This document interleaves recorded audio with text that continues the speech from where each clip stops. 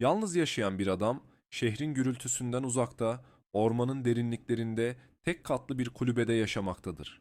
Bu kulübe, sessizliği ve huzuruyla ona aradığı dinginliği sunar. Ancak karanlık bastığında bu huzur yerini bir endişeye bırakmaya başlar. Adam, gece boyunca odasında birinin dolaştığını hissettiği o anlarla ilk defa yüzleşir. Her gece yatağına uzandığında evin içindeki sessizliği kıran hafif ayak sesleri duymaya başlar.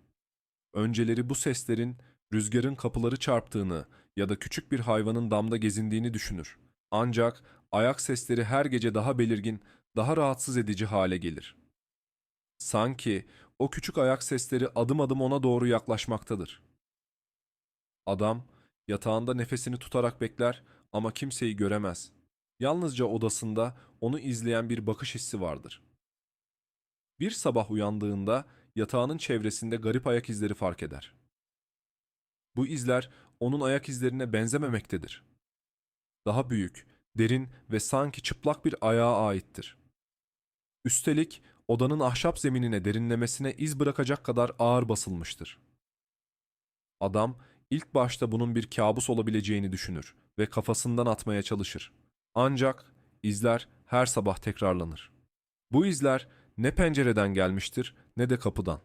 Sanki izlerin sahibi bir anda odanın ortasında belirip etrafta dolaşmıştır. Geceler geçtikçe odasında dolaşan varlığın daha da yaklaştığını fark eder. Artık ayak sesleri yalnızca odanın uzak köşelerinde değil, tam da yatağının yanı başında yankılanmaktadır. Bir gece yattığı yerde derin bir nefes sesi duyar. Sanki birisi tam omzunun üstünden ona doğru eğilmiş, nefesini üzerinde hissetmektedir. Adam yorganın altına saklanarak gözlerini kapatır ve çaresizce sabahın gelmesini bekler. Ne yapacağını bilemez hale gelir. Bir gece artık cesaretini toplayıp bu gölgeyle yüzleşmeye karar verir. Yanına küçük bir el feneri alır ve yatağına uzanır. Ayak sesleri başladığında kalbi yerinden çıkacak gibi atmaktadır. Sesler iyice yaklaştığında gözlerini açıp el fenerini yakar. Ancak odada kimseyi göremez. Sadece yatağın ayak ucunda yerde büyük ve derin ayak izleri bırakmış bir yol görür. Üstelik bu izler adeta yatağının etrafında bir çember çizmiş gibi görünmektedir. Adam bir süre sonra dayanamayıp kasabadaki eski bir rahibe danışır. Rahip adamın evine gelmeyi reddeder.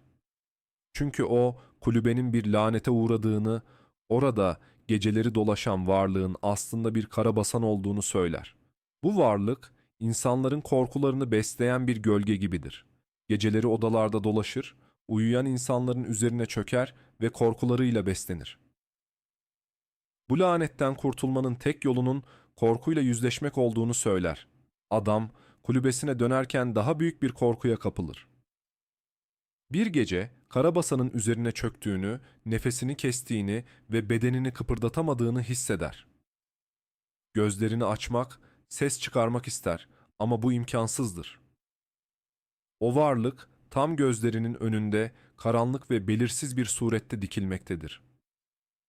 Adam o gecenin sabahında yatağında uyanır ama artık içindeki huzurun yerini derin bir korku almıştır.